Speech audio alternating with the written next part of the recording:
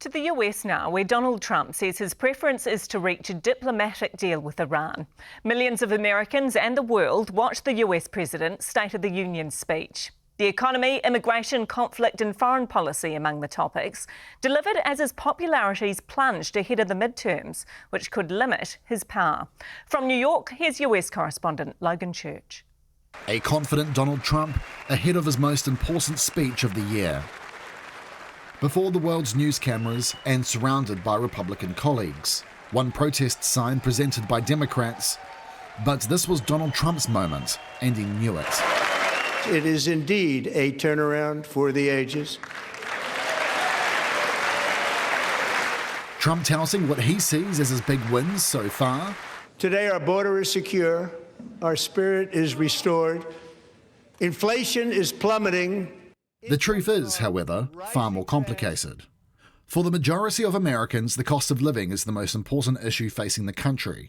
A new poll ahead of the speech found 60% of Americans are unhappy with the president's job performance, especially on issues like the economy and immigration. Donald Trump's initial focus, trying to convince Americans that things really are better.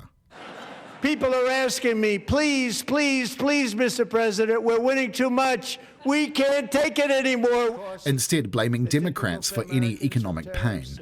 They caused and created the increased prices that all of our citizens had to endure. You caused that problem. Trump's controversial immigration policies celebrated. And we're getting them the hell out of here fast. We don't want them. No mention of US citizens Renee Good or Alex Pressey, who were gunned down in the streets of Minneapolis by immigration agents. Donald Trump eventually turns to foreign policy, doubling down on global tariffs ruled illegal by the Supreme Court. Many of the wars I settled was because of the threat of tariffs. I wouldn't have been able to settle them without. Will remain in place under fully approved and tested alternative legal statutes. And then Iran. Ahead of the speech, America has been surging military assets into the Middle East. Donald Trump is trying to force Iran to agree to give up all nuclear ambitions. Experts fear a strike or something worse is imminent.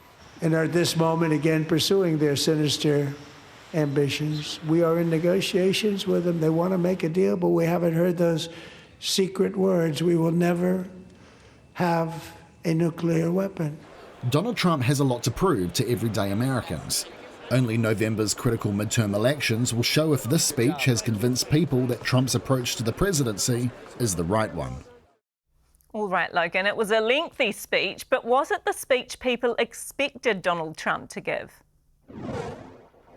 Well, Melissa, you've got to ask who this speech was aimed for. Some years the president aims this at overseas people, the rest of the world. Some years it is on his political rivals. This year was very much focused on the economy, Republicans in particular, especially fresh off that polling data, which found that the majority of Americans simply don't agree with the president's golden assessment of how the economy is going. In fact, at least the first hour and 20 minutes of this address was fully devoted almost to the economy, far less on foreign policy. He briefly touched on the war in Ukraine. The capture of Venezuela's president, Nicolas Maduro, got a bit more of a moment, and a service member who was injured was also honoured.